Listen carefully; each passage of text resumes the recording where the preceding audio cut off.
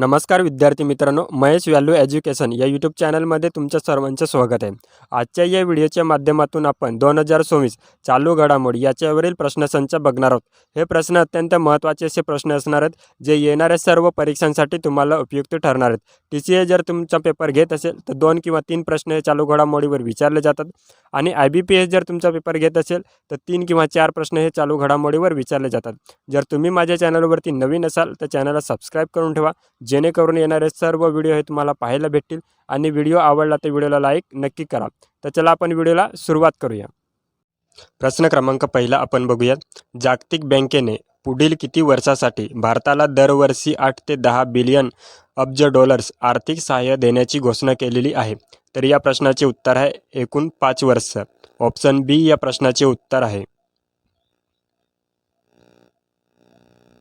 प्रश्न क्रमांक 2 ते 25 फेब्रुवारी 2024 दरम्यान भारतीय तिन्ही संरक्षण दलासाठी तिसरा फ्युचर वॉरफेअर कोर्स कोठे आयोजित केला जात आहे? तर या प्रश्नाचे उत्तर आहे ऑप्शन डी, नवी दिल्ली. ऑप्शन डी या प्रश्नाचे उत्तर आहे.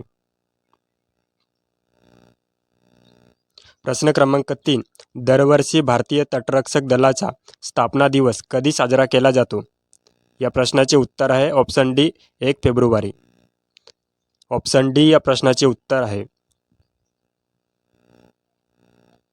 प्रश्न क्रमांक 4, बीड जिल्ह्याच्या नवीन पालकमंत्री कोण बनले आहेत? या प्रश्नाचे उत्तर आहे सुनेत्रा पवार. सुनेत्रा पवार बीड जिल्ह्याच्या नवीन पालकमंत्री बनलेल्या आहेत. ऑप्शन बी या प्रश्नाचे उत्तर आहे.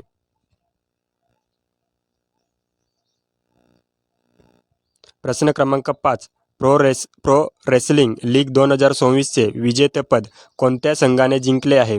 या प्रश्नाचे उत्तर आहे option D, Haryana thunders. Pro wrestling league 2024चे विजेतेपद कोणत्या संघाने जिंकलेले आहे? तर हरियाणा थंडर्स या संघाने जिंकलेले आहे. ऑप्शन डी या प्रश्नाचे उत्तर आहे.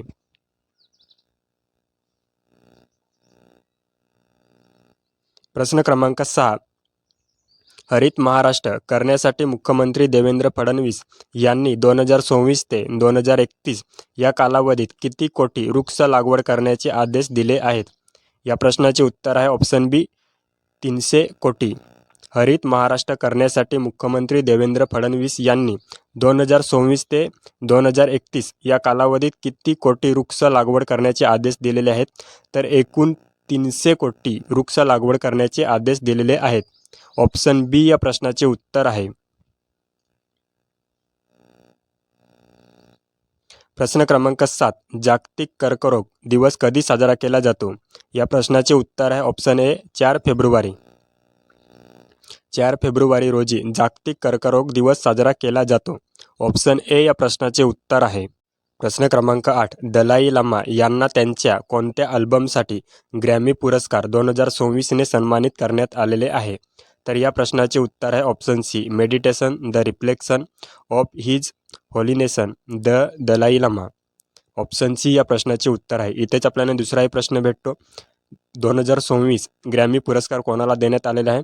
तर दलाई लामा यांना देण्यात आलेला आहे. या प्रश्नाचे उत्तर काय आहे? ऑप्शन सी या प्रश्नाचे उत्तर आहे.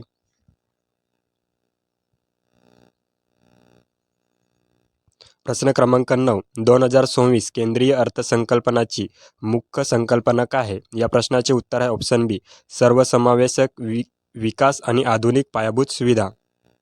ऑप्शन बी या प्रश्नाचे उत्तर आहे.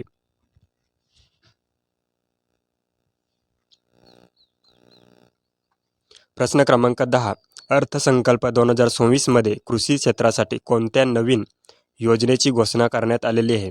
तर या प्रश्नाचे उत्तर आहे ऑप्शन सी, डिजिटल कृषी अभियान 2.0. अर्थसंकल्प 2024 मध्ये कृषी क्षेत्रासाठी कोणत्या नवीन योजनेची घोषणा करण्यात आलेली आहे? तर डिजिटल कृषी अभियान 2.0 या योजनेची घोषणा करण्यात आलेली आहे. ऑप्शन सी या प्रश्नाचे उत्तर आहे. प्रश्न क्रमांक 11, चालू आर्थिक वर्षासाठी भारताचा अंदाजित विकास दर GDP ग्रोथ रेट किती वर्तवण्यात आलेला आहे? या प्रश्नाचे उत्तर आहे ऑप्शन ए, 7.2 ते 7.5. ऑप्शन ए या प्रश्नाचे उत्तर आहे. प्रश्न क्रमांक 12, ग्रीन हायड्रोजन मिशनसाठी 2024च्या अर्थसंकल्पात किती तरतूद करण्यात आलेली आहे? तर एकूण 25,000 कोटीची तरतूद करण्यात आलेली आहे. ऑप्शन बी या प्रश्नाचे उत्तर आहे. प्रश्न क्रमांक 13. PM आवास योजनेअंतर्गत 2026 पर्यंत किती नवीन घरे बांधण्याचे उद्दिष्ट ठेवले आहे? तर एकूण 3 कोटी अतिरिक्त घरे बांधण्याचे उद्दिष्ट ठेवण्यात आलेले आहे. ऑप्शन बी या प्रश्नाचे उत्तर आहे.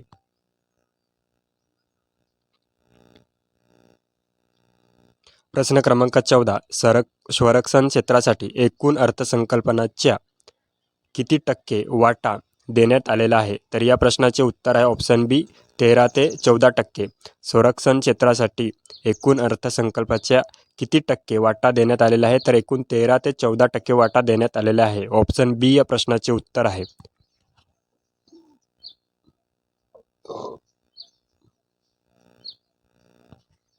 प्रश्न क्रमांक 15. ग्रामीण भागातील तरुणांसाठी रोजगाराच्या संधी निर्माण करण्यासाठी कोणती योजना सुरू करण्यात आलेली आहे? तर या प्रश्नाचे उत्तर आहे ऑप्शन सी ग्रामीण कौशल्य उन्नती कार्यक्रम. ऑप्शन सी या प्रश्नाचे उत्तर आहे. प्रश्न क्रमांक 16. शिक्षण क्षेत्रासाठी सर्वाधिक निधी कोणत्या अभियानाला देण्यात आलेला आहे? तर या प्रश्नाचे उत्तर आहे ऑप्शन बी समग्र शिक्षा अभियान. ऑप्शन बी या प्रश्नाचे उत्तर आहे. शिक्षण क्षेत्रातील सर्वाधिक निधी कोणत्या अभियानाला देण्यात आलेला आहे? तर समग्र शिक्षा अभियान याला देण्यात आलेला आहे. ऑप्शन बी या प्रश्नाचे उत्तर आहे.